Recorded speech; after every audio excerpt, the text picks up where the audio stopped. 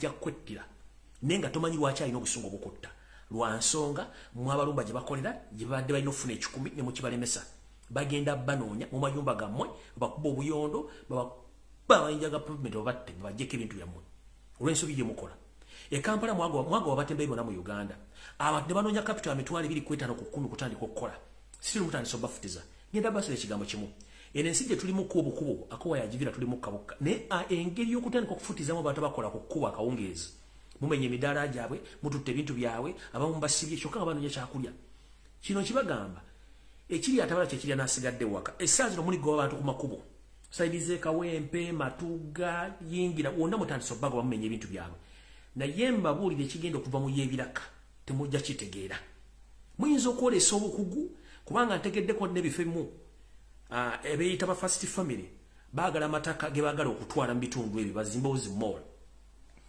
ng'omukyalo no gwe nawoninga eyita Diana nakuwoninga negaba va ku mataka g'abantu naye ogaanye baŋŋambye okifudde lunye okukwata abantu beruzira saidi ngoveruzira ng'otuka luzira kiromba awo saidi awo baŋŋambye nti olina ettaka liwagulawo in the disguise naye ne bootagula bonna bamenyeewo abali basibidde mu makomera wateekawo ne safe house bwe basibira abaana b'abantu ku byalo abaresistinga obubbi bwo Daana ekyama kyo nali nkisirikidde naye onfoosinga nnyo okujja okwogera ebigambo byo ojja kuswala nnyo Daana oli mwana wa buwala toli mwana muganda nakugamba naye towulira bano bookyunya bano baganda banno oli taata agenda kudda eri Rwanda sina kindi bayinza omuddira mu kofi gw'oyita taatawo nga tesi taatawo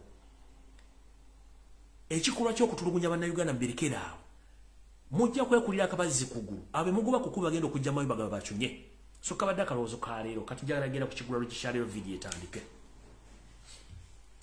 buli muntu yenna njagala obere ku vidiyo eno mwena babloga banupu mbagala ku vidiyo eno oba posting oba commenting njagala bloga nupu ku vidiyo eno lwali njagala basomesa bateekemu sense mu mitwe omanyi mugera n'embeera ne mwefuula nti mutegeera nnyo ku media nemulowooza nti mutegeera nnyo ne mutategeera kye mudiringa nakyo kati nzize olwaleero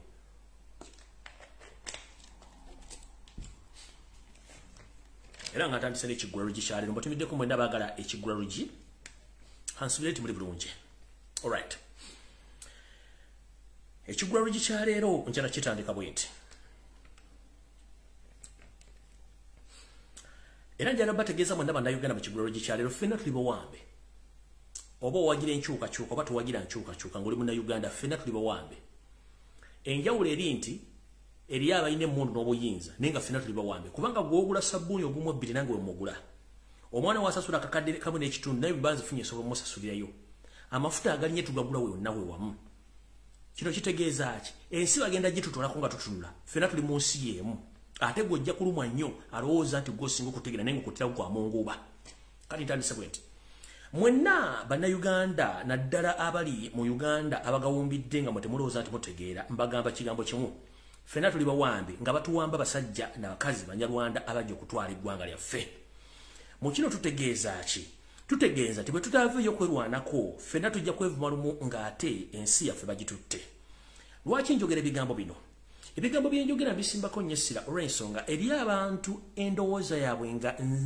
nafu nnyo mu kutegeera baliwo okutegeera ng'ekintu kigenda okutuukawo bagenda okukikwata ng'obudde bugenze ate nejjusa lwakyakoze eki lwaki kituuseewo nga saakitegedde tugamba nti olunattawamba olusooka muziba nnyindo olugero luno lutegeeza ki nti embwa kyekisolo ekisinga okuwunyiriza kiyinza n'okuwunyiriza mu kilomita emu kiki ekiri mu kilomita emu n'emanya kiki ekiriyo ewunyiriza buli lusu n'eyawula naye embwa bw'eneeba eneefa ng'olumbe lugendo gitta esooka kuzibikira nnyindo zino ne nga tekyasobola kuwulira ekivundulwa nti olunattawamba olusooka muzibikira nnyindo naffe tutyo abantu abali mu sitwaga basinga obungi olumbe lunaatera obbatta naye ng'ekibassa butawulira nakuwulira nti mwe musinga okutegeera naye ng'ate okutegeerawo kamwe kwa munguuba eno message njagala egende mwenna abeefula ba blogger aba nope naye ng'ate indirect multiple ba nope kubanga ekintu mwakitonda dde abasinga obungi we know this National Lopers Movement ekibiina ekifugidde bannayuganda emyaka 37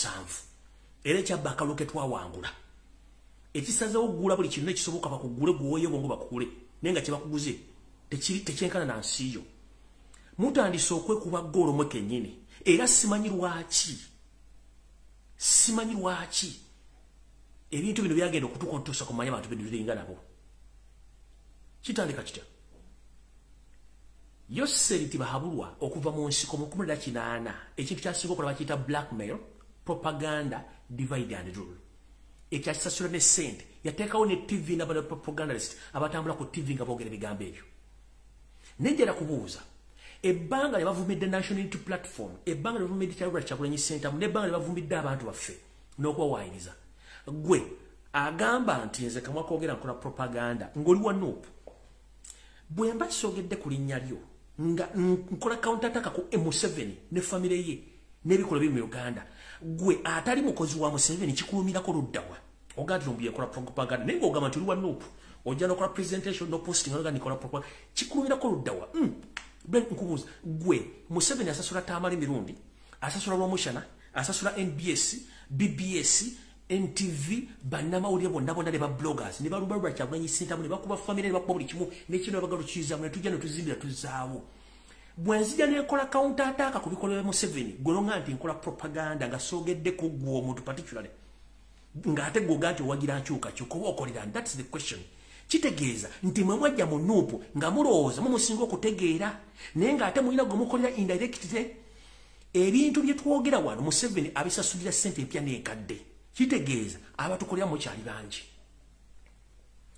bangi bwe mba nga nsobola okujja n'enkola information gwe nga togitegeera oli wa Nuupu giveeko as long as tusogedde ku Nuupu sogedde ku gwe nga nze nkola counter attack against the lies and the killings of Museveni gwe nojeraga ndikola propaganda kiba kitegeeza gwe okolera Museveni gwe sogeddeeko ekitakwata ku Kyagulanyi nga tendifendinga Kyagulanyi ogamba otya mukola propaganda kitegeeza mweke nyini mwabakolera Museveni in the disguise bwe mba postinze ekintu nkipostinga on behalf of the struggle kirabe kito boto ya commenting leave it there kireke kibere wao Museveni asasula propaganda sokulumba Robert Kyagulanyi Center mu in and out teri mutemuva okogera musirika so when we counter attack the propaganda or we use the same tactics against Museveni mwabayita abanupu demufene mugamba ate kusema tukola propaganda sima yo nsito gukoleka nkubulye there are billions and billions of money Museveni zayo no spending oku dividing and ruling no kululinga bana Uganda ngakosa propaganda and blackmail kati gwa ani go ina agenda okolera ekintu ekyo era gwe basi kwogedde ko kiba kikulumirawo kitegeeza mmwe mulire ekigendere kyammwe that's why ne struggle yavunama oba yazingama kubanga temukozesa bwongo mulina osooka okukozesa olwongo musooke manyi ekintu omuntu kyakola ekintu kyakola bato kitegeera kiveeko kubanga okutegeera kuba kwa muntu so si mugejjo si buli omuntu agera ategeera kyenjogera buli omu entegeera yanjawulo ne batuba tuli mu kiraasi tuyinza otula abantu 100 naye nga bategedde omusomesa kyategeeza babadde nga 27 ekinana tebategedde bajja tegeera after nga babannyonnyodde kati gobanga information egyempa togitegeera please relax tuza akatuliroko tuza entwingiriyo wansi relax tojja kitegeera kyenkola kubanga era fena tutegeera buli lumu mutegeere nti omusajja gwe tulingayo muyaaye bwe tuba tulwana street fighting temubaamu liifiiri temubaamu ani street fighting kyensanga kyekkuba nkiddamu mu street fighting kyensanga kyekkuba oba nkubye mutayimbwa oba nkubye musekuzo oba nkubye nguumi oba nkujja muliiso gwe tuyita street fighting ebyobufuzi Museveni byazanya si jango politics temumutegeera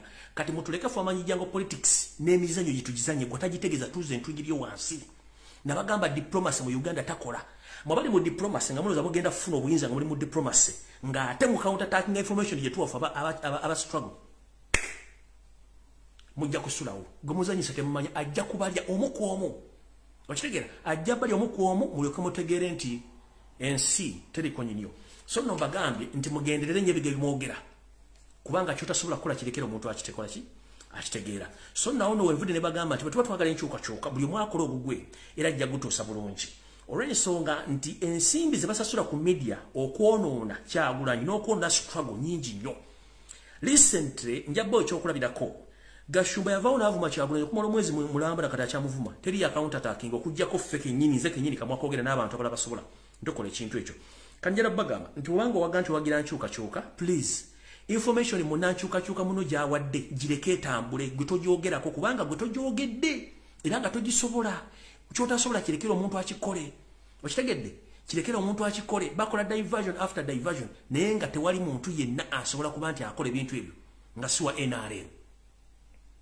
so mwetereze ekiri atabaala kikiri nasigadde waka before it's too late oba tolina kintu kyosobola kukola mu struggle umuzengala byo fa bajjo kisobola tukitwale kubanga twatandika bangi bameka baliwo twatandika ba blog nga tulinga nga twalinga ba blog bibiri twalinga blog 10 kati ne bononye 10 to kyasobola bafuna ne bononye 10 to kyasobola bafuna mwaragawa kati fa basigadde bakola tula kimu tutambulirako mukakkane bwe mbate muina kye mulina kitegeeza musirike lie like an envelope sit your ass down ina muterere bulungi nnyo muterere bye mutasobola tumbiyesibako muve waawo sigenda kulwawaabo ekigulalo ginkimaze kyalero kati ngenda tandika filimu era ntandika video eyandese mu bulambalamba ntandise ntya kansubire nti yoseri otuuse kubanga njala kuno yoseri tibahabulwa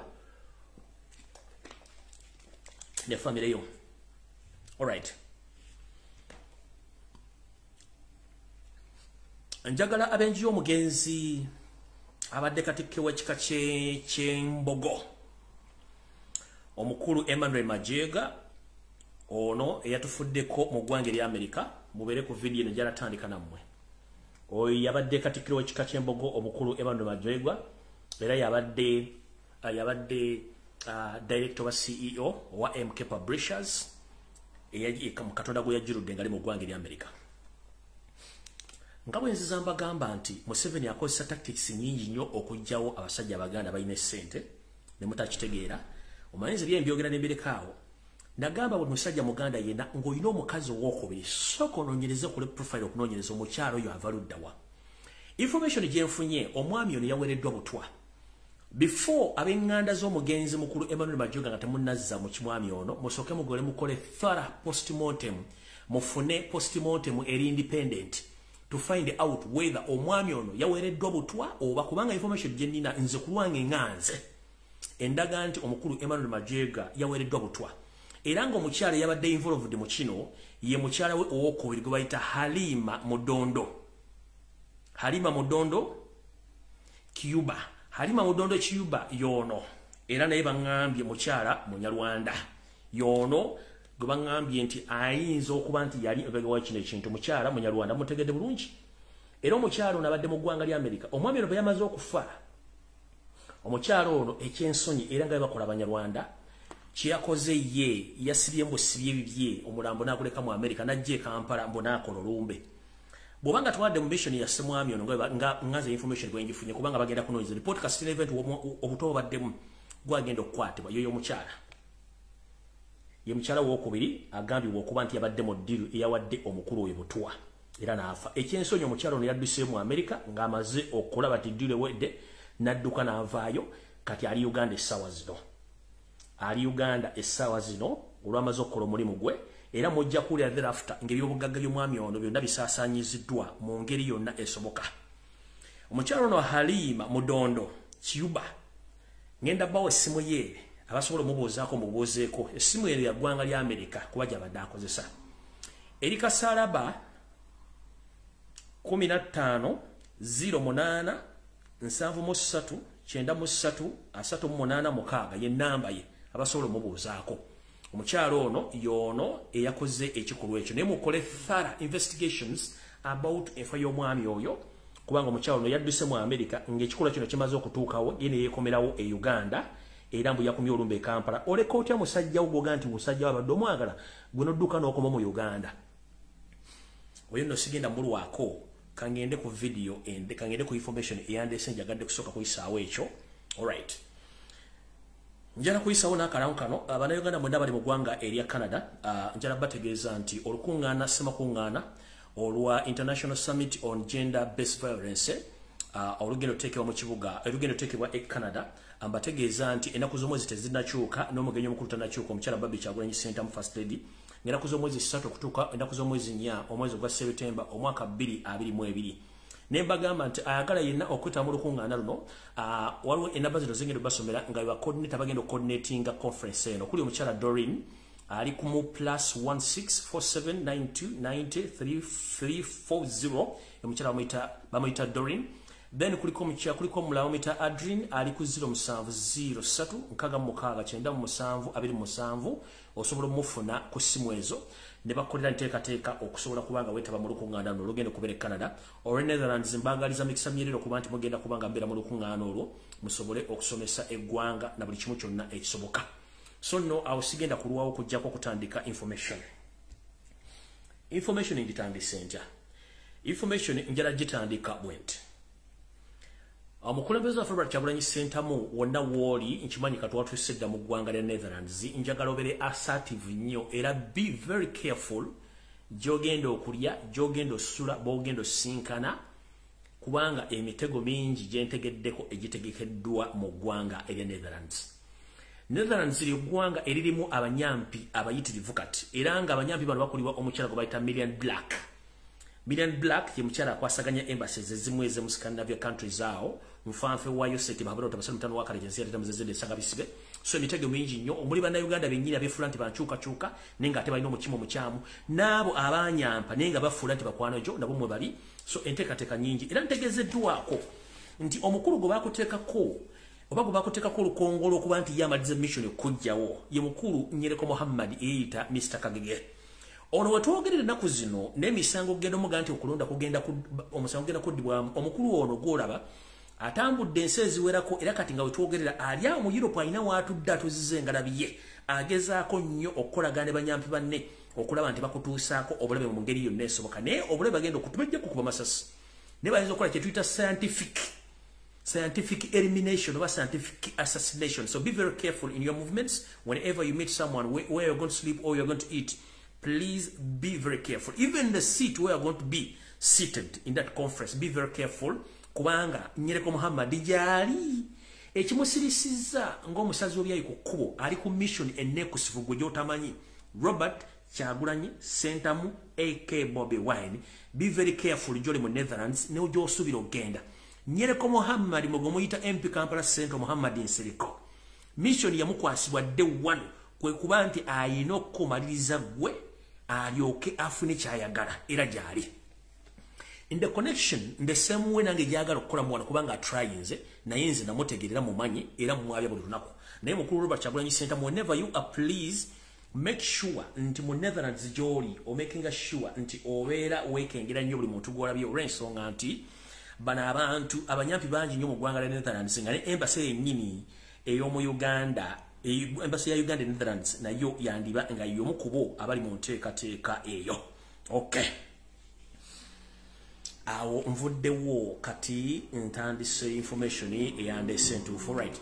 Mwenna abadde bamanyi ababeera katabi ng'omanyi nti obadde ojja drones okuwamba drones bikoze bitya njira bategeeza nti omukulu abadde chief operator wa drones ozo nga bano baganda Museveni bw'akozesa amala n'akutta mufu njala bwa amawulire gano buli mwategere nti Uganda weeri siwe n'okubeera mujja kutegeera kati ntandise information endala. All right. Nga sinagenda wala nnyo kansoke mpisewo message eno. Eno message njagala egende mwenna abasajja n'abakazi oba abasajja ba Kabaka ne bazaana ba Kabaka n'abaganda mwenna. Amanya gayinza Lumbuye ekekemeko ali. Ndi musajja Muganda ataliiko kubuuza. Emirimu gyange ngikolera no ku internet okutegeeza eggwanga n'okubasomesa. Essaawa zino gwe mulaba nnyinza okuba nze omu ku bantu abasula ku butebuuke oba ku bunkenke naye kisi kyakitya okujjako bategeeza information. Bwe navuddeyo ne nteekayo ebifaananyi ku social media platforms zange zonna omumpembe wasanya Kalo Charles Peter Mayiga alizinga ka video ng'agezaako okujjawo kye nataddewo. Naye nga betugamba nti wandikola ekintu okulumya omuntu n'owonsika ng'oyambe ekkiriza wasanya weekubye eggoolo kubanze bulijjo kino ojja weekuba eggoolo. Ngenda bazzaayo katono nnyo kuba information erina nnyingi. Nzize mbagamba ebigambo bingi nnyo biringa obugulu bw'eggongolo abantu gamugalira obwe ekiki naye nze nabagamba ebyange byogera n'embiteekaano. Essaawa zino wetwogerera Ssaabasajja Kabaka yawambibwa and that's the fact. Ssaabasajja Kabaka yagibwako media ekyo ekyokubi. Ssaabasajja Kabaka yaggibwako abantu bonna abalina omukolako emikolo egy'ennono egy'obuwangwa n'okuyambibwa bamugibwako. Ssaabasajja Kabaka abakuumi be ab'ekyama nabo bamugibwako kati amagye ge gamuvunaanyizibwako. Naye amagye gano mu nnono n'obulombolombo amagye gano tegakkiriza kubeera ku Ssaabasajja dde omwetolola. Waliwo abambowa abalina okumubeerako okumpi kubanga bano bebennono abalina okubeera ku Ssaabasajja Kabaka abali mu kikula kino bano bonna babajjawo olw'ebigendo bya Wasaanya ne Museveni mukama we. Bano abambowa gye baalaga bonna bagibwawo bano bambowa abakulemberanga n'okukuuma empologoma ne kati essaawa zino teri amanyi gye bali abo bambowa abalina okukuuma Ssaabasajja Kabaka mu ngeri yonna esoboka. Akakodyo kano bakatandika batya? Bwe baali batandika okusanyawo ebyokwenda Ssaabasajja Kabaka basooka genda ku head office ez'abasajja abakuuma Ssaabasajja Kabaka. Ndowooza mujjukira ekibombomu ekyatulikira ku mulyango gwa Bulange era mufiiramu musajja mukulu eri akwasaganya enkuuma ya Ssaabasajja Kabaka bambi n'afa. N'omumbo w'omu era naye yattibwa oluvannyuma lw'okuba nti yalina ekitereke ekyali kimuweereddwa omusajja omukulu mu Uganda. Ekitereke ekyo kyali kimuweereddwa Sir Edward Muteesa nga n'atera okuwaŋŋanguka. Bwe yali ategezeddwako nti ayagala kusinkana Mayiga namugamba Mayiga musajja mukyamu n'atwala obuvunaanyizibwa okulaba omumbo omu ku bo agenda atwala ekitereke kye Ssaabasajja Kabaka. Omusajja bamutega mu bo bamutomeza boda n'afa n'ekitereke ne kibula okutuuka sa tekirabikakako.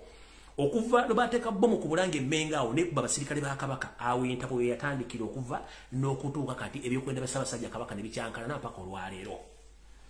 Munnange munnono Ssaabasajja Kabaka alina kye tuyita protocol. Protocol be bantu abavunaanyizibwa ku mbaawo ya Ssaabasajja Kabaka mu ngeri yonna esoboka.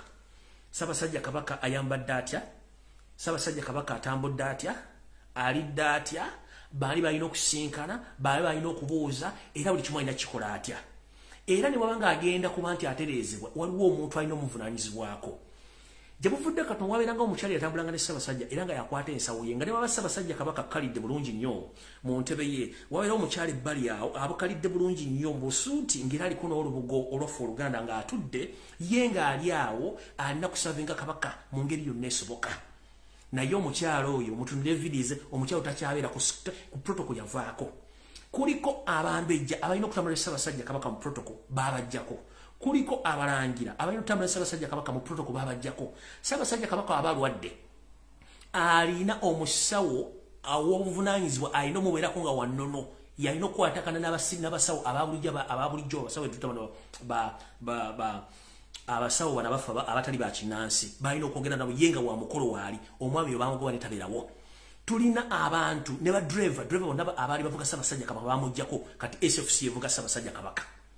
Emmotoka Ssaabasajja Kabaka teteekeddwa kusuulamu wadde omusirikale protocol naye yine emmotoka ne waliwo abantu ab'enkizo ng'omuntu alina okulabira Ssaabasajja Kabaka ng'atudde mu mmotoka omwo n'omulaba abeera mu maaso akutte fayiro ze bonna babajjamu kuliko SFC. Mu Buganda Ssebuufu Bwango takulemberwa tebamukuba mugongo.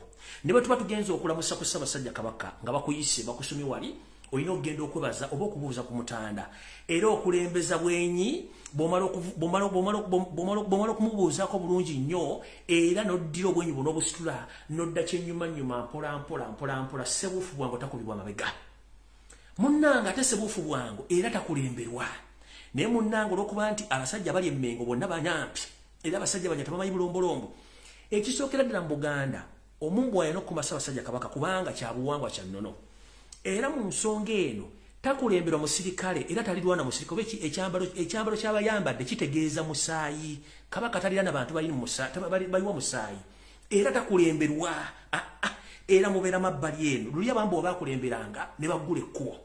Abantu ba Kabaka bamwoleko obuwanga kubanga alina kubanga alengera mu maaso gy'alaga naye go batayizanga enkoko egenda okumamira ekyo kikyamu nakyo tikikola makulu. Ekirala Yoseri tibahabula tabasira mutano wa Kalensiire temuzezedde ensanga bisibe. Ani bukyanga yali abaddewo yalabye kuba Yoseri nga mukutu bamutereze essaati bamutereze ekitogi oba ekkooti oba okumwambaza masiki mu biseera bino agiyambaza yokka. Ssaabasajja Kabaka kale katugambe yatuuka ddi mu mbeera ey'okumwambaza masiki nga tasobola kujambaza. Kyekibuuzo ekisooka. Ekyokubiri protocol yalagawa kubanga mwatadde video mwalowooza temucounter attacking information yange naye ne mutemanti mwadde mweyambula. Where is the Kabaka's protocol? Protocol ya Kabaka yalagawa. To the extent Kabaka bwagamba nti ngenda kuvaamu wano alina okuvaamu kubanga eyo ebeera wiringiye nagati ndo okuvaamu. Naye bwe mwatuuka ekitemu Ssaabasajja Kabaka n'ayagala okuvaamu mwali mumuganye kuvaamu amagye gamu era drone yange nabo information tebakikola. Kati era bategeeza Mayiga nga tunasiruwaza bantu mission yo tugimanyi era ebikolwa byonna bya Museveni kwebuzaabuza nga afukaana aba oyagala sympathy. Now you are paying the bloggers osasula obusajja okujja okulumba lumena abantu abala nedda. The fact is tumanyi Museveni mwakola emirimu gye kubanze namusoma from A up to Z nawe yenkola gyokola. Ogeza nnyo okwefuula nti oli mulungi nnyo mu public naye nga obutemu kwotudde. Ogeza nnyo okwefuula nti oli mulungi mu public naye nga obutemu kwotudde. Ekituufu kiri nti Ssaabasajja Kabaka yawambibwa era ali matigga. 1 bamujjako media. 2 n'amasimu g'olumutagalina. 3 baagala affe kimugonyo nga teri ategedde. Ekyo tetugenda kikola. Tetugenda kikola. Ayagala okumanya information entuufu nti bano Abanyoro bajja kusaanya wa kabaka. Essaawa zino kabaka w'Abanyoro, kabaka w'Abanyoro, Omukama yasiimuuka. Obutwe bwamuyiwa Windows. Tasobola kwetegereza muntu wadde okumuddamu mbuuze buli wakubuuza ne muddamu ne mwetula mu musanga ddamu n'akubuuza nga omuntu gwe yakasanga. The same way Omutanda gy'ayolekedde. Tugenze ku kabaka w'Abakonjo baakuba olubiri lwonna ne balusaanyaawo ne bamukwata ne Jake. Kabaka w'abantu omukwata odda Jake. Kyekibuuzo kiriwo. Kati ekyokubiri, nze sigenda kaana mayiga na bayaayo bali Mmengo. Time egenda kujja. Naye nakugamba geza kakutande. Ssaabasajja kabaka afe nakumulisa ettaala kubanga ekuliko. Sigenda kulwana naawe n'okitegedde bulungi nnyo, ensi emanyi nnyo, byonna byemutegeka okukola tumanyi bulungi nnyo. Ssaabasajja kabaka muwambe. 1 protocol ey'abasajja n'abakazi abalina osisinkana kabaka ne meetings abalina omusinkana zonna zaasazibwamu. Abataka tebakyasobola kulaba kabaka. Mayiga njagala otubulye bukyanga Ssaabasajja kabaka alwala omuwa obutwa. Bataka ki bye yali asinkanye ne mutuwa meeting ali awa live nabo mu public tekiriwo. Abalangira n'abambejja tekiriwo. Ne bannabyabufuzi bonna abali balina osinkana kabaka programu zaagwa mutaka. Ekyo nakyo weekiri. Kati Mayiga njagala otubulye bw'oba tolina kyokweka era nga Ssaabasajja kabaka tomanyi nti mwamu obutwa, twagala otegeke bannansi ab'ensonga batali ffe bakakwerege nga bannaddiini bafune press conference n'Omutanda bamulabeko boogere naye. Twagala bannabyabufuzi abamanyikiddwa bakole meeting ne Ssaabasajja kabaka bamubuuze kiki ekimulu kinsonga kyegenda maaso. Twagala bajjajjaffe bakulu b'ebika n'abataka basinkane Ssaabasajja kabaka ku bwenyi bamubuuze kiki ekigenda maaso. Kino bw'otakikola tukulagira nga ndaba gisimufungize mu Bwakabaka bwa Buganda. Kabaka takuumibwa maje, kabaka akuuma bambowa. Tetwagala kuddamu kulamu gyasiina nga yeetolodde Ssaabasajja kabaka. Kasita tuddamu lukirane kyapeninga wantu wena kitegeeza Ssaabasajja kabaka mwamuwambisa maje tasobola dde okwetaaya wadde okwogera ensonga yonna. Abasajja n'abakazi abali mu Buganda abatali Baganda bokka bagamba nti lwaki Ssaabasajja kabaka tavaayo n'ayogera nti muwambe. Taata maama njala kutegeeza Ssaabasajja kabaka gw'olaba Mutebi si y'oli gwali omanyi omusajja omuggomevu.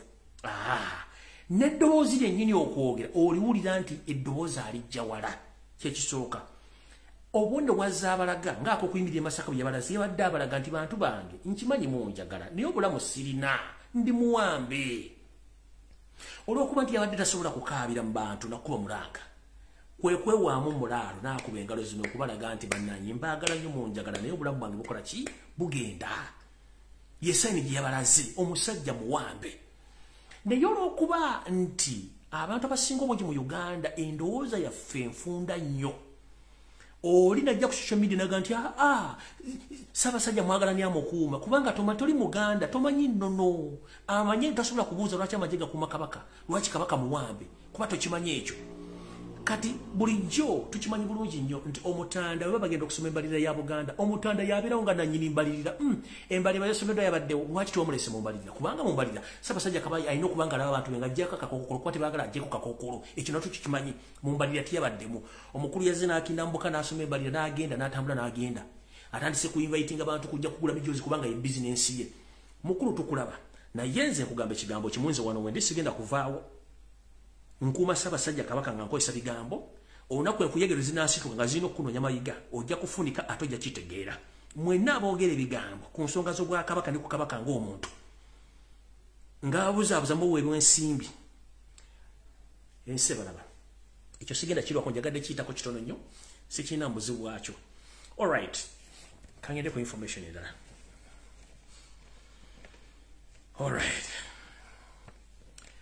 njala tegeeza bannayuganda mwenna abali mu Uganda waliwo ekintu ekigenda otuuka mu Uganda naye ndowooza kankibategeeze ng'obudde bukyali we nayagadde Museveni abeere kuno era kansooka nkimugabi mu Luzungu ndyoke ntegeeze ensi yonna.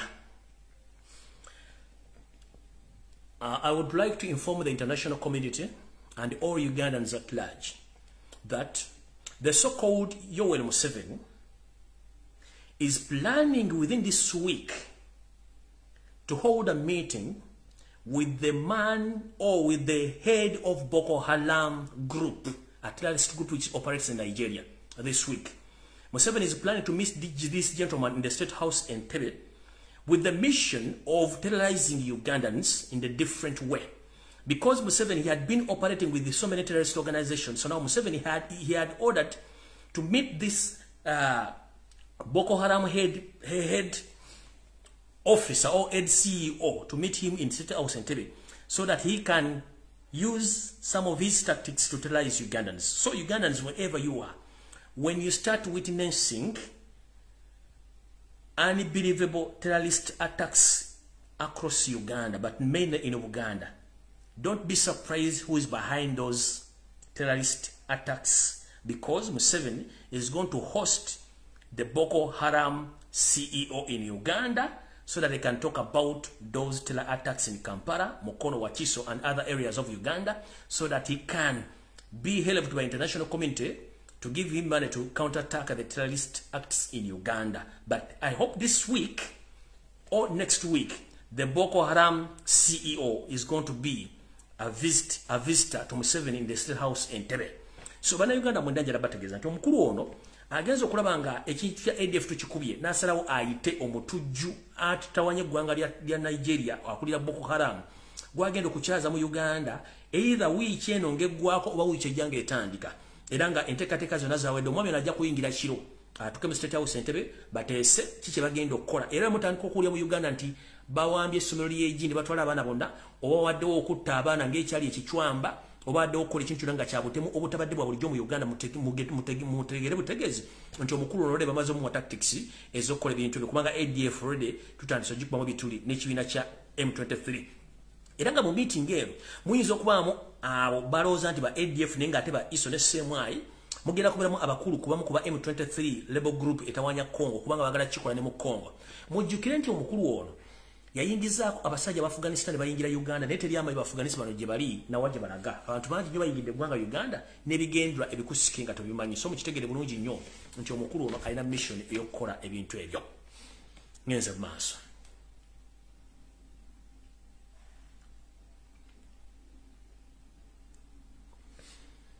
All right.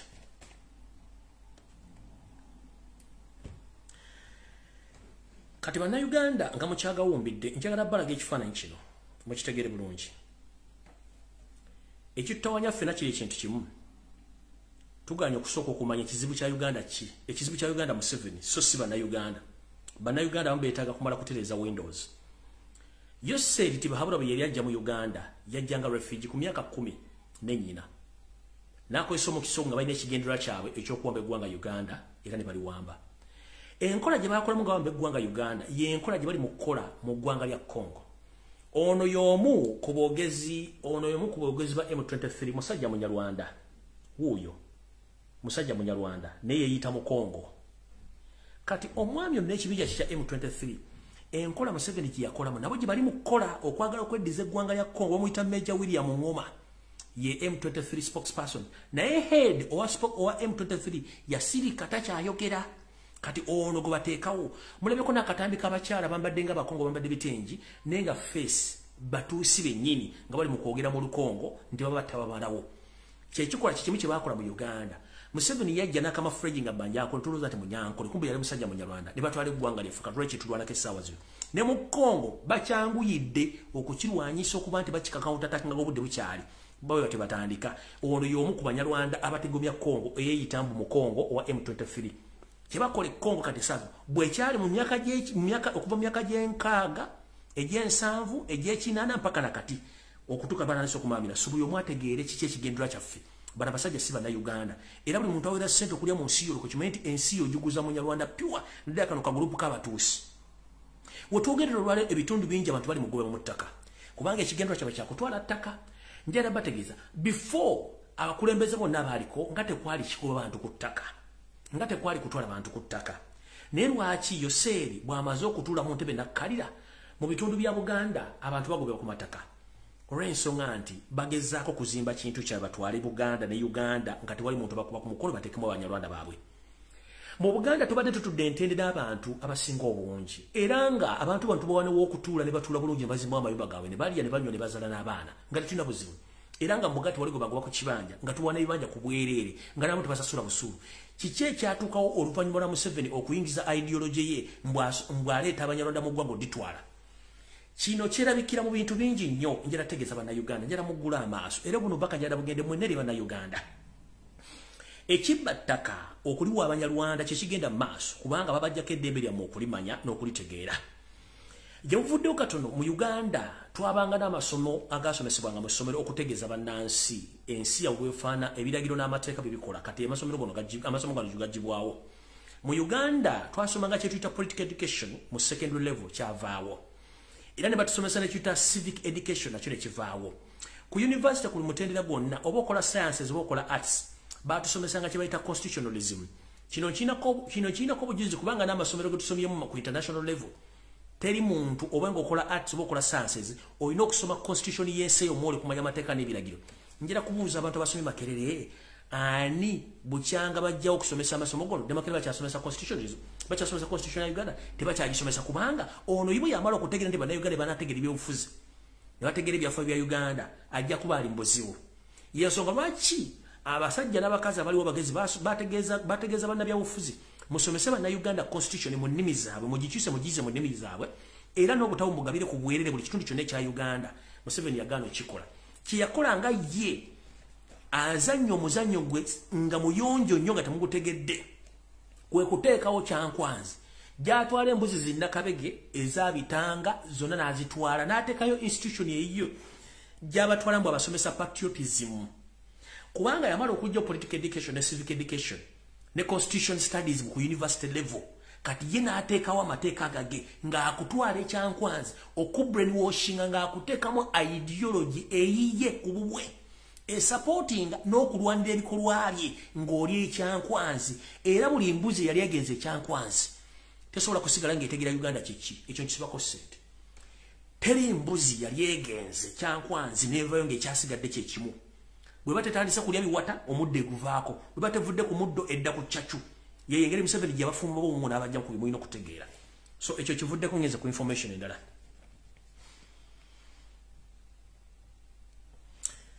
Endobesu njagala egende mwenna abasawo Abaganda betuyita ba traditional doctors ng'okyali ku mulamwa oyina empewoozo oligino era nga towagira nkyukakyuka buno baka bwo. Ku Monday akawungeezi mu State House Entebbe Yoseri yayita Mama Fina oba mu Silvia Mukandoni Entebbe n'amuwa ensimbi ez'okutandika okukola emirimu gy'okuprofilinga oba okuwandiika ebikwata ku basawo bonna Abaganda abakyalina empewo oligino naye nga tebakolagana Yoseri oba tebakolagana Mama Fina.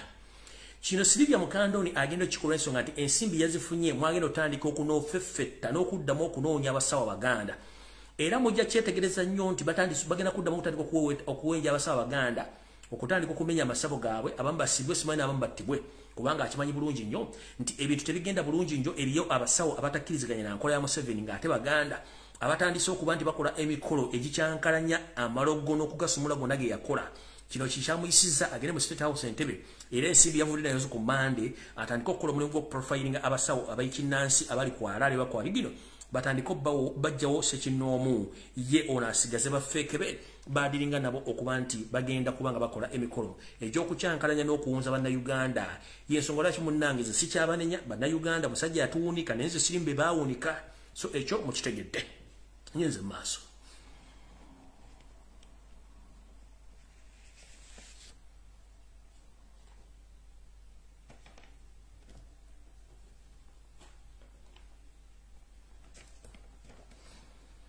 Akawungezi ka Joe omwogezi w'amagye yavuddeyo ne yeegaana ebikolwa ebitegeezebwa ku TV ne ku social media nti abasirikale bamaze emyezi 6 tebasasulwa n'agamba ekyo kikyamu bafuna omusaala. Naye njala bategeeza Yoseri olunaku lwe yagenda ewaabwe ku butaka okuddayo okulaba bateekawo gye tuyita code 1 ku security alert. Ekyateesawo code 1 ekyo waliwo omu ku banene mu magye eyali agenda okwefulira mukama we Yoseri. era code 1 eno bwe bagiteekawo yali esoma bweti muulize bulungi nyongera gibavunulira tugende mu maaso mulyoke mutegeere nti bana basajja balalu. Code 1 esoma bweti mu nteekateeka dda mutayiika ku mawulire amatuufu agaafulumizibwa oba kansooka ngisome mu Luzungu. However, another rebel source says that some UPDF general sent a message alerting all heads of department and units commanders to get ready for abrupt operation within the starting soon. Bagambye newankubadde mu ngeri endala yonna okuva mu nsonda ez'esiga zigamba majje ga UPDF nti bajjeno abamu basindika obubaka obutegeeza abakulembera ebitongole by'enjawulo mu majje ga Uganda ddala bakomanda okubeera obwerinde ku nteekateeka oba ku nteekateeka eregenda mu maaso egenda otandika nga obudde bukyali tugenze mu maaso.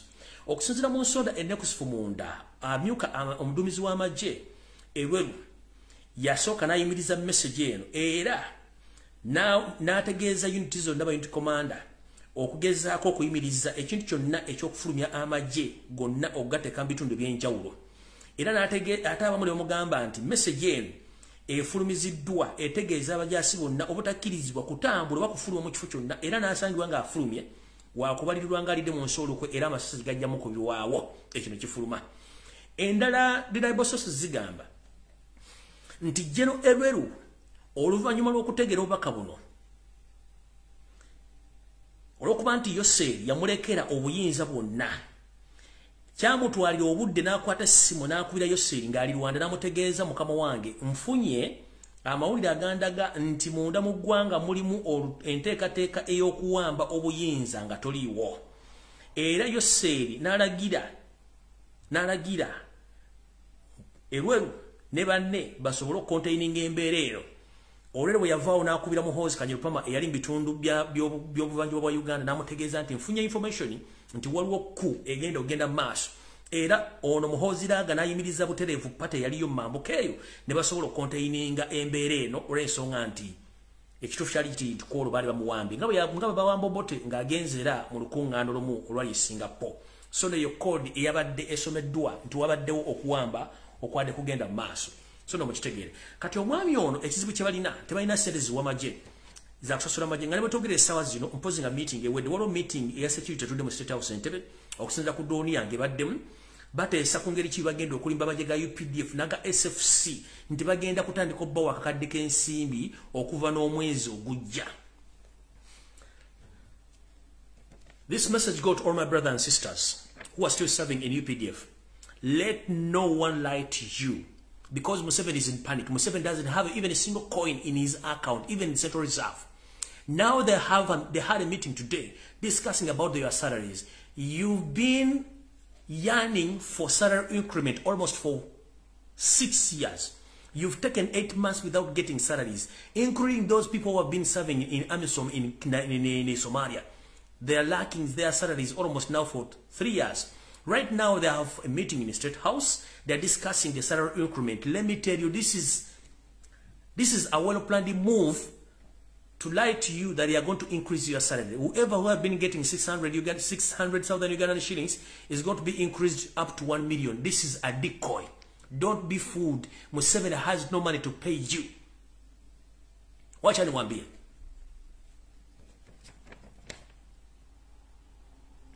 Wafanyakazi wote wa serikali wa UPDF, wacha niwaambie. Sawa hii Museveni na waizi wake wako kwa meeting kwa State House Entebbe. Sasa wamesema wanataka kuwapatia pesa zenyu lakini hawana pesa. Wamesema kila mtu amekuwa anapata kama 600,000 Uganda shillings. Atapata milioni 1 ya Uganda, lakini wanawadanganya. Museveni na government yake hawana pesa. Pia na Bank of Uganda hawana pesa. Na banka zengine hazina pesa. Muulize wananchi watawaambia. Kwa hizi commercial banks zote simai sijui Sentinel sijui nani Standard Chartered hawana pesa.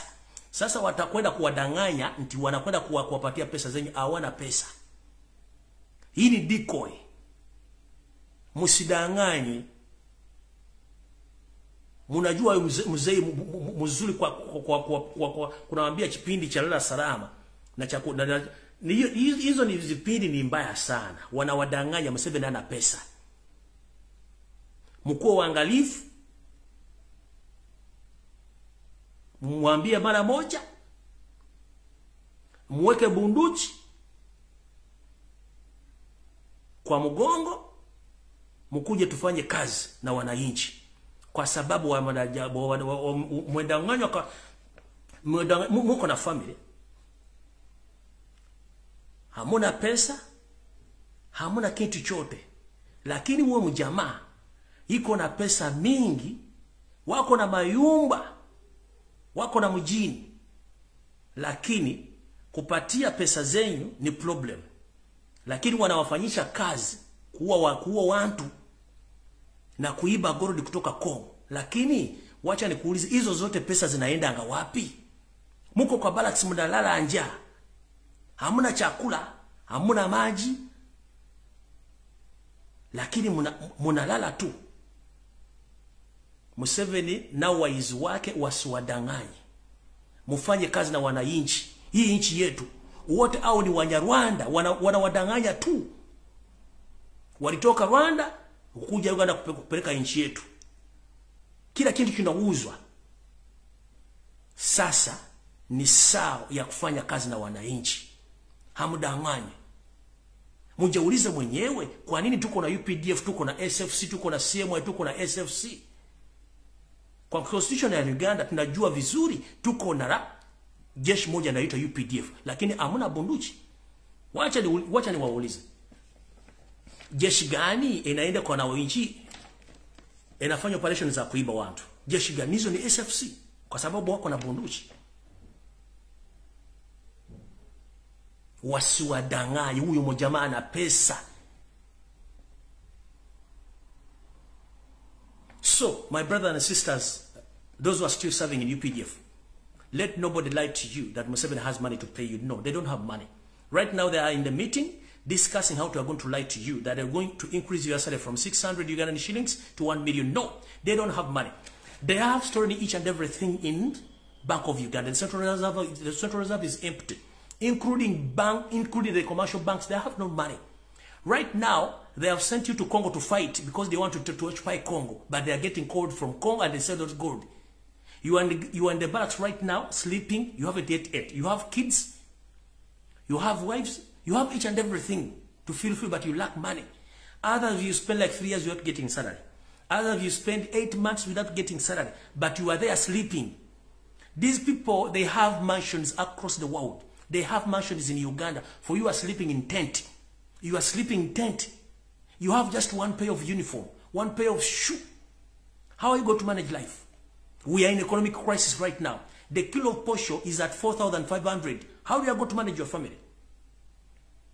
You've been serving in UPDF almost for 15 years. You don't even have a 2 single-room house in Uganda. These people, they came to destroy our country. But you are there in the barracks seated. Right now, there are ongoing robberies across Mukono, Kampala. Do you know those people are stealing from Ugandans? Those are the serving SFC because there are some group of SFC who are not well off because they are not paid. So now they are getting their guns from the barracks. They go and steal from Ugandans. These days, there are on abrupt red blocks which are taking place across Kampala and Wakiso. People have been stolen at night. Laptops, phones, cars, and each and everything, even money, they have been stolen from Ugandans because you guys don't get paid well. Right now, they are in a meeting trying to deceive that they're going to increase your money. They are lying to you. Museveni has no money. If teachers are still striking, they are not paid. Doctors, the same. Even police officers are not paid. What about the serving UPD officers? They are just lying to you. Nothing is going to come of that meeting. They don't have money. It's better you wake up and add yourself and add your efforts on the suffering Ugandans, and we get lead of this rotten regime. Because these people, they came from Rwanda, they have to go back to their country, Rwanda. You understand? All right, cutting ends of mass.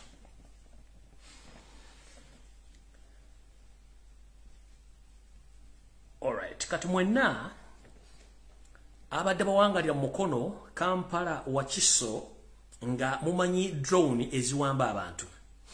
Headquarters za drone zino zibera Katabi mu kitundu ky'Entebbe wali headquarters za drone zino. Drone zino zoperatingibwa ogenda okukima abantu bonna abawakanya yosete babula otabasala mutano wa Karekezi. Drone zino zirimba private operatives nga bo baba contracting agenda kuwamba abantu bo location bagenda bawamba omuntu. Wotogere essawa zino waliwo omukulu omu abadde nga head of all drone operator nga chief kidnapper omwami ono amanyage bamuyita Medi. Abatamanyi Medi kamuwalage mujjukira omusajja eyakwata musajja mukulu n'amusitula mu bbanga n'omukono gumu oyo gwe bayita Medi. Kamuwalage wano. Oyo gwe bayita Medi. Yoyo Medi. Yoyo Medi mumujjukira bulungi nnyo. Yoyo Medi ngenda ba information emukwatako muliko mutegeere ensinga bwetambula.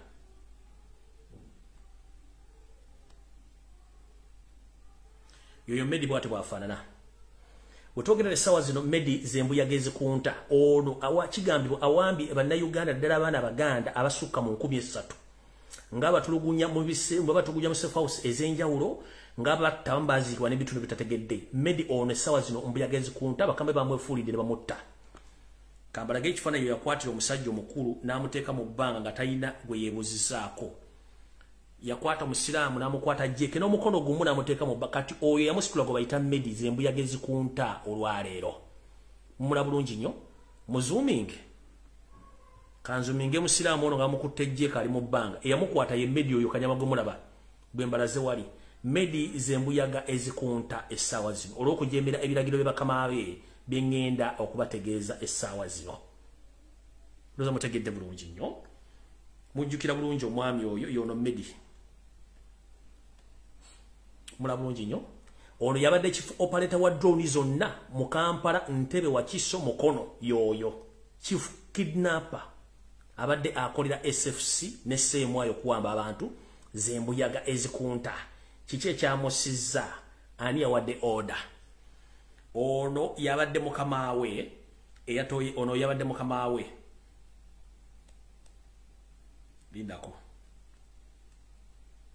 Wait a minute.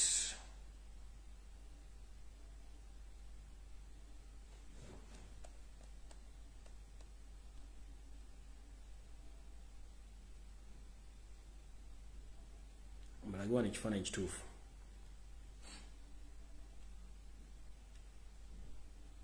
Oyo yabadde mukama we era yabadde mu mission yamugyewo.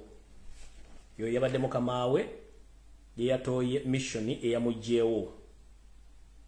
Bamuyita Ranso's Grace. Oyo mwami akola mu SFC bamuyita Ranso's Grace yatoye order eyagyewo Medi. Kiki ekyagisizawo Medi woba otuula okakkane. Oyo ye Ranso's Grace musajja Munyarwanda yako ye chief operator wa drone zonna mu Wakiso, Ntebe, Kampala. Era nga kigambibwa ayina omusayo gwera abaana 15,000 zebawambye era ne battibwa abala tutumanyi gye bali yoyo. Ranso's Grace musajja Munyarwanda operatingira mu bitundu by'Entebe era nga ye yatoye order Medi attibwe. Olugero lwabadde lutya yoyo ndoza wera bana oyinza okuba kuli mayinze babayi mubeerako nnyo kuno ne mukama okakola yose yoyo ayinza okuba teyategedde nti basse omu kubadde bamukolera emirimu yoyo kamubongere wano. Ranso's yoyo oli omweru ono oyo ali mu jacket ali mu check ya sort of cream yoyo ye yawadde order batte omwami oli kubayita Medi kamubadde no batamutegedde. Medi yono yasitula musira mu bbanga ng'alinga asitula akaki ng'alinga asitula akantu akataliimu yoyo musajja Medi yabadde chief kidnapper mu drone zonna ezisangibwa mu Kampala, Wakiso, Mukono yoyo. Naye nga kati zembuyaga ezikunta yoyo Medi kambaddemu nga sinabwa information esemba emukwatako ngende mu maaso yoyo Medi kati zembuyaga ezikunta. Kiki ekyasse Medi yafudde atya wetulaga. Alright. Tugenze mu maaso. Mwenna abana b'enkyukakyuka n'abagala enkyukakyuka mwenna abadde bafiirwa bwabwe nga temanyi gye baalaga. Ekifaananyi ky'embalaze wali waggulu omukulu Medi ne mukama we shows Grace musajja Omunyarwanda ye chief coordinator coordinating drone zonna mu Kampala Wakiso Ntebe. Omwami ono mukulu Bedi yabaddenga adinga n'abantu abalala abakola on behalf of the state okuba nti bagenda okidnapping abana b'abantu ne babatta. Era wetwogerera omwami ono naye Zembuyagezi Sikunta yabadde adiringa mu kukola operations across Buganda naddala Wakiso Ntebe Kampala era nga ye head of kidnappers mu bitundu by'Entebe Wakiso Kampala Mukono ngera omwami ono offices bazibadde Katabi ku Lwentebe opposite Wax Katabi munaba manyi Katabi omwami ono wabadde operating era kati Zembuyagezi Kunta kigambibwa media ono mukubadde mukuwamba abaana talina mukwatira nsawo era nga kigambibwa mukono gye yengo omuntu media aina mbanda Uganda abawera 13 ba kidnappings across Buganda era basinga obungi bafu abala bali mu safe houses bali mukuttibwa. Essawa zino omwami ono wetwogerera mufu kiki ekyamusizza nsonga ki? Omwami ono bw'abadde akola emirimu gino abadde tamanyi nti obudde bunaatuuka ne bamwefuulira. Mukama we Ranshozi Grace omukozi wa SFC era nga ye operating mu bitundu eby'Entebe Wakiso Kampala. Omwami ono yabadde amuwa emirimu era nga ye okuba essimu kubira muhozo mutegeeza nti operations ziwedde abadde talina mukwatira nsawo. Wichi eno yenyini gye tukuba mapega. Omukulu ono bamukubira essimu ne bamugamba jangu Medi. Bamugamba tulina operation gye twagala okuwa ogenda ogikole mission. Mission ki yamuweebwa? Robert Kyagulanyi Ssentamu ne mukyala Bobi Itungo njala mbere ku video eno. Oba mukasale mukamuweereze. Omugenzi Mando Zebula yali aweereddwa mission ey'okujja Robert Kyagulanyi Ssentamu mu budde. Mando n'agamba no, I can't do that big mistake okujja omuganda wange. Mando n'agaana. Ebyaddako mwabimanya era Yoseri na confirming nti basajja bakoze omulimu gw'okutta Mando ekyo ne yekuba goal n'anyooka. The same happens to Medi which ewedde yayitibwa mukama we on Ranshozi Grace n'amugamba mission gye tugenda okuwa olwaleero ya kugenda kunoonya Robert Kyagulanyi Ssentamu oba mukazi we Bobi Itungo omukidnapping mukube afe. Fe tujja kukola investigation tukwate tukuteeke ruzira watu kutwale mu kooti bakuteeke ruzira naye nga buli mwezi ofuna sente zo. Wanaite ebbanga lya mwezi gumu wanaite ebbanga lya mwaka gumu oba ebiri tukute ofulume ogenda oli obulamu nga bwe twakola omukyala Draru essaawa zino ali mu kulya obutaalo oluvannyuma lw'okutta omugenzi Kazini. Omukulu n'awamala omuwa missionary y'okutta oba okuwamba Bobi Itungo Kyagulanyi bwepone bbaawo okumutta Bobi Wine. Omukulu ono bwe yadde waka mu kayumba ke n'atandika okutunula ku bisengala byetola bitambula n'agamba ndowooza bukyanga nkwata abantu ne nerabika tebampadde kukwata shaaka. Kyava afuluma mu nju n'agenda n'ategeezaako bamu ku mikwano gye tebannabimayita nfunye ekizibu ebintu tubadde tugikola naye kati waliwo ekizibu. Mukulu Grace Ranshozi ampadde omulimu gw'okugenda either kidnapping Kyagulanyi omutta oba okukwata Bobi Itungo mu kidnapping mutte. Then ABCD nga bwe banyonyedde kigenda genda maaso. Naye nabaganangako mukologana nti kino sijja kisobolera kinnemya. Omukulu nadda mu maka ge n'atuula. Bwadda mu maka ge n'atuula nga butuufu kyabadde akoleramu takimanyi nti gwe bw'ofuuka mbega waliwo ate mbega gwe bakuteekako. Bw'ofuuka mbega waliwo mbega gwe bakuteekako n'embega abeera n'embega n'embega abeera n'embega. Mukulu Medi teyategeera nti gwe yanyumizaako mukama we ate yasituka n'agenda n'ategeeza mukulu Grace Ranshozi nti Medi operation tagenda gikola era gitutegeezezzaako. Ne wayita ennaku ntonotono mukulu ono Ranshozi Grace n'akubira mukulu Medi essimu n'amugamba jangu office tukwetaaga. Mukulu Medi n'ateekamu engoye n'agenda okusinkana Ranshama. Teyamanya nti lunaku olusembayo. Mukulu ono bwe yagenze okutuuka wa mukama we ndowooza n'amuteramu kakyaya awo n'obunyamanya bangomanya banyanda baliiso obunyamanya mubeeramu obutungulu n'ennyaanya ku misito. Mukulu ono yavuddeyo n'akatwa supa.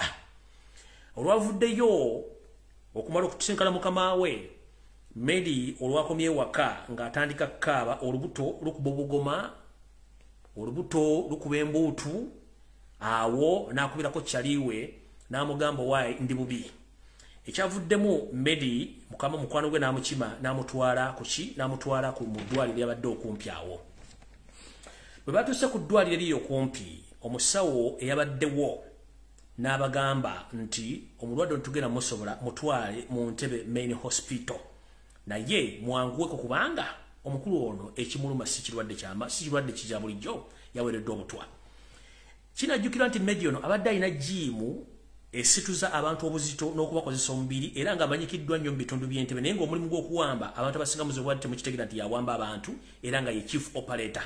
Abadde alina jimu era nga atendeka ba bodybuilders mu bitundu by'Entebbe era ng'omulimu guno akoledde ebbanga ddene nnyo. Omukulu ono bwe yamaze okuteekebwa ku booda mukwano n'amukima amutwala bamutuusiza mu ddwaliro omusawo n'abagamba nti obulwadde obuli mu mwami osijja busobola mutwale mu Ntebe Main Hospital era olwatuse mu Ntebe Main Hospital omwami ono teyabandayo bbanga ttono nnyo ebibye ne bavuunika era bwe twogerera mu nnaku 3 emabega Medi ono yaziikiddwa n'afa era omulimu gwe nga bwe ndabaga nti ekiri atabala kikire n'asigadde waka era Medi naye tugamba nti wa inna lillahi wajiwuna naye ogezo sangayo abo kubobbo abambe watwala mu kubatta ne mwatulugunyo basiba maka gaabwe ne mwaziika ewatetekeddwa kubanga baziikibwa mbifo. Omwami ono yafudde era yaziikiddwa gyevudde Katonda ku ntono nnyo era wetwogerera y'omu ku badde basinga okuwamba abantu mu Kampala Wakiso Ntebe yafudde. Kinono kituzaawa nti nga bwe nagamba wiiki ewedde nti buli mukozi yenna wa ISO Semwai ne ESO ng'oli munnansi Munnayuganda nakabala ng'obanja omusaala oba nga ali omumishono gye bakwale nekulema terobinyike mu nsuwa kubanga ekiri atabala kikire n'asigadde waka nawe bagenda kutta siwa information nga tejjirako reference. Nabagamba wiiki eno bagamba nti buli omanyi nti okolera ISO Semwai ne ESO ng'obadde obanja omusaala nga togulina batandise obbeekengera nti mujja kuyitira ebigambo. Kati mukulu Medi ono y'omu ku bo asusse okubeera operative akoze ki afudde ono yabadde asinga okukola ki okuwamba abaana naye yafudde. Mbabulidde omuzannyo gwali gumuwereddwa okukola ki okuba nti akola. Kati omukulu ono lwanshozi kanziremu mbalage wano era buli muntu yenna asobola omulaba gy'omulabyo tegeeza nti kitegeera nti omusajja wa SFC abali mu kusportinga abaana babandi abagenda okuttibwa mutegere bulungi nnyo yoyo njala abantu mbategere bulungi nnyo yoyo aliko alo ono atera nnyo okutambula emmotoka za gavumenti olumu avuga ne pikipiki era atera nnyo okwetoola mu bitundu by'Entebbe Katabi Nsamizi Mukono Kampala Wakiso ng'ali mu kusportinga n'okufuna amawulire n'abo balina okuba nti bakwatibwa ne batwalibwa okutulugunyizibwa. Kino takola nti akikola naku lwa gavumenti no basportinga n'abantu abalina obusente n'aba bakidnapping ne batwala okubatta okuba nti bakola omulimu guno. Omusajja Munyarwanda bamuyita Lwanshozi Grace yoyo akola ki akola ebintu ebyo. So no mwebere bagendereza nnyo mu nsonga zino olw'ensonga nti omwami oyo ebintu byakola mubitegedde bulungi nnyo tetwetaaga nnyo kuba nti mumala obudde nga temutegedde bantu amutegedde bulungi. So oyo mutegedde bulungi nnyo abadde akidnapping abantu mutegedde bulungi nnyo kamubaddizeemu badde tebamumanyi era emirimu gitegere gy'abadde akola nti yagenze yoyo yasitula muzeeyi n'amuteeka mu bbanga yoyo naye eyiye bavuunise oluvannyuma lw'okuba nti yaganye okukola mission ey'okugjawo oba ey'okukwata Bobi n'okumutulugunya yoyo mukulu era naye ye bagivuunise. Kyenvudde mbaga nti buli akolera Museveni kimanye nti essaawa etuuka n'akuvaamu ye kennyini n'akwettira olw'ebikolobero. So mukitegedde bulungi yoyo nno wano waggulu kuba akanyama kabadde akayina naye nga simu temulwadde yoyo mutegedde bulungi yafudde baamugyeyo bamuwadde butwa mukama we kennyini ne kagurupu kakakolera ke kamuwadde obutwa era n'afa n'avaawo. So nno ku ssaawa 3:09 saagala balwisa okujjako bategeeza nti buli omu waali webereremu naddala abantu abali mu diaspora mwegendereze nnyo entambula gye mutambulamu endya gye mulyamu ekyokugema banna kibagamba buli muntu waddembe okugenda omugemesa oba obutamugemesa. Abakola business mu Kampala nabagamba muve mu akendi mukyaganye it's up to you.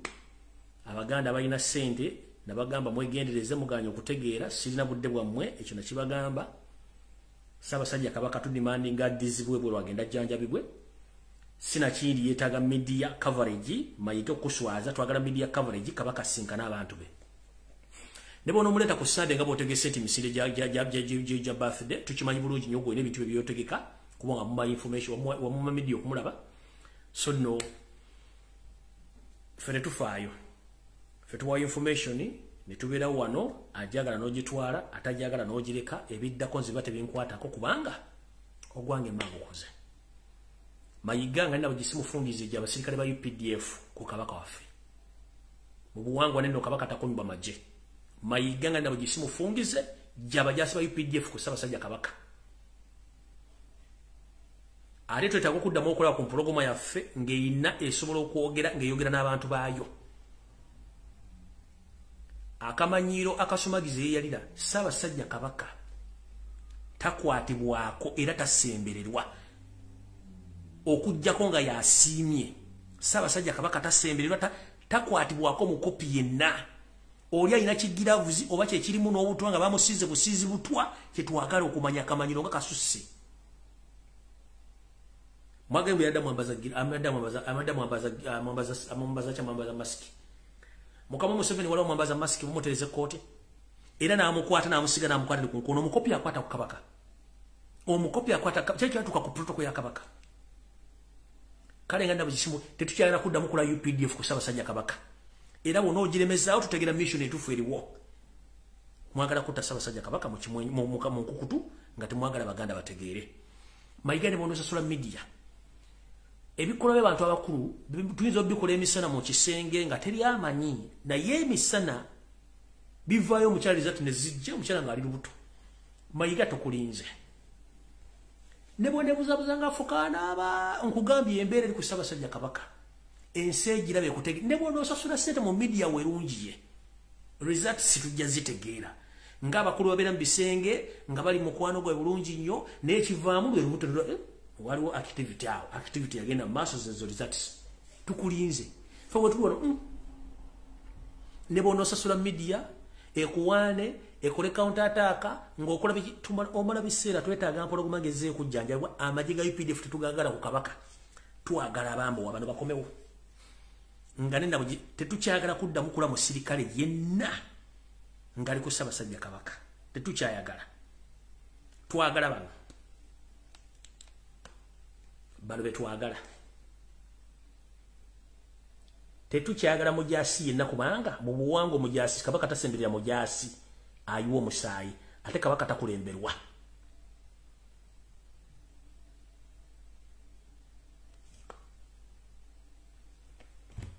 sonno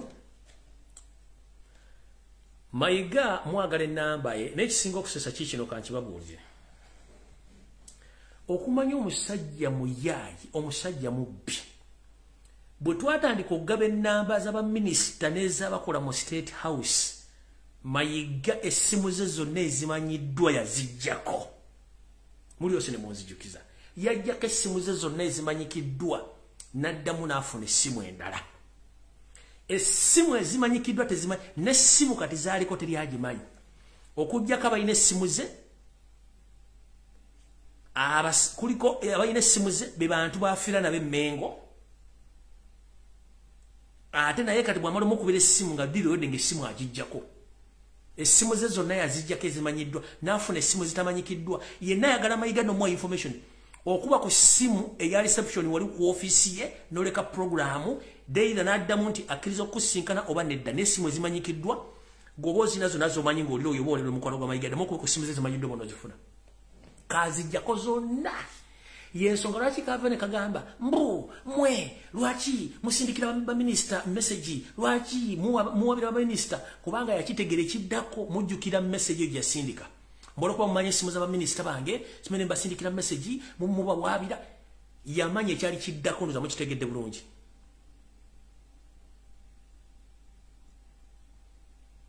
yamanya ekidda mujjukira akantu akwe yayogera yakimanya kyekiddako nina essimu gye nnano sobola giba kubanga bamukyali innocent ya sisobola kukola nso bitali mu bintu bino nafunye essimu endala naye nga ya mukyala wa maka mukyala mangali tasobola kujuba wa rensonga bambi she doesn't know anything talina kyamanyi yasobola gikola nsobi nanoonyeza essimu ze zonna yazijjako omufere yazijjako yafuna essimu ndala mpya kwakolera diruze era bwamala okukuba essimu nga maze okujjako diruze ng'essimu agijjako ng'essimu agijjako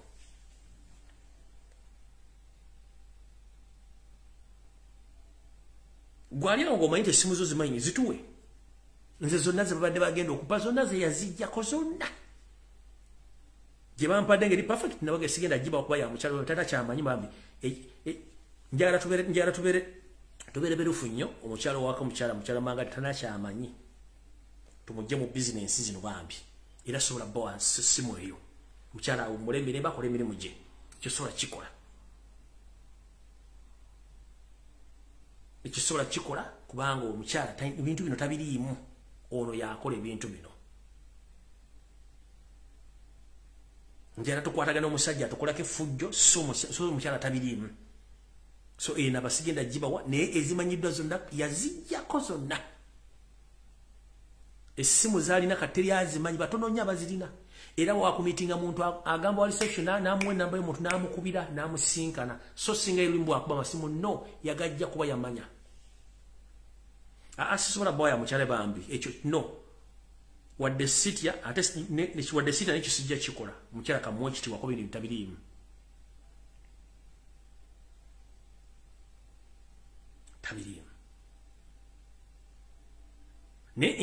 nja gifuna entuufu zino empya eziriko nja zifuna kuba alina essimu ezisukkamu 3 alina essimu ezisukkamu 3 empya enkadde zonna zaavaako zonna yamanya tugenda mufuna n'azijjako tosobola zifuna bambi munansonyiwa mbagambye n'obuwombeefu sobola bwa namba ya mukyalo oyo she's innocent talina kyamanyi bikolwa bamayiga byakola ekyosobola kikola ekyo munansonyiwa mu butuufu mazima geetaagisa omukyala talina kyamanyi ng'anyi namba njirina nesobola gibawa sisobola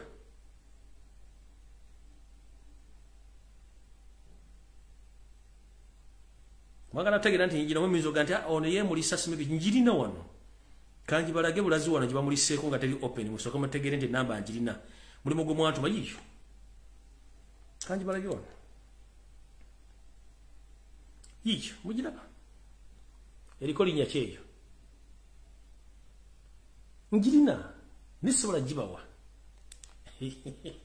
sisobola she's innocent she knows nothing